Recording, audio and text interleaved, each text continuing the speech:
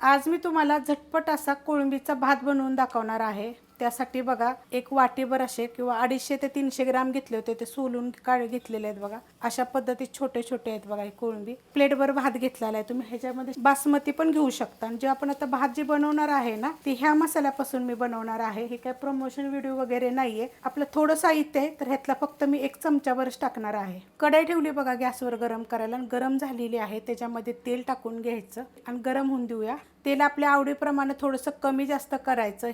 हे जे मसाल्यामध्ये जे आपण भात बनवतो ना, त्याच्यामध्ये कांदा घालायची पण काही जरूरत पडत नाही। पण एक मी मिडियम आकाराचा कांदा टाकलेला आहे, हा आपण भाजून घेऊया। त्याच्यामध्ये टाकणार आहे कमी तिखटवाली मिरची, आणि ह्याच्यातच टाकायची आपल्याला ही कोळंबी, आणि मिडियम गॅस आहे, परतून घेऊया चांगले। 2 मिनिटं परतून घ्यायचं।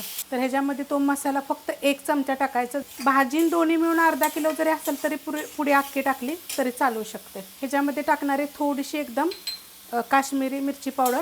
मीठ टाकायचंच नाही, ह्याच्यामध्ये खूप मीठ असतं। जर तुम्हाला तसं पाहिजे असेल का नाही, तर मग थोडंसं मीठ टाकू शकता, कारण मी भातामध्ये थोडंसं मीठ वापरलेलं आहे। ह्याच्यामध्ये थोडी टाकणार आहे मी कांद्याची पात, आणि थोडीशी टाकणार आहे ही कोथिंबीर।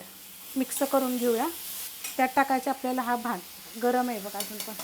आणि ह्याला आपण आता चांगलं 2-3 मिनटं एकसारखं हलवून परतून घेऊया। मस्त अशी झालेली आहे। अशा पद्धतीत झटपट असा भात करून बघा।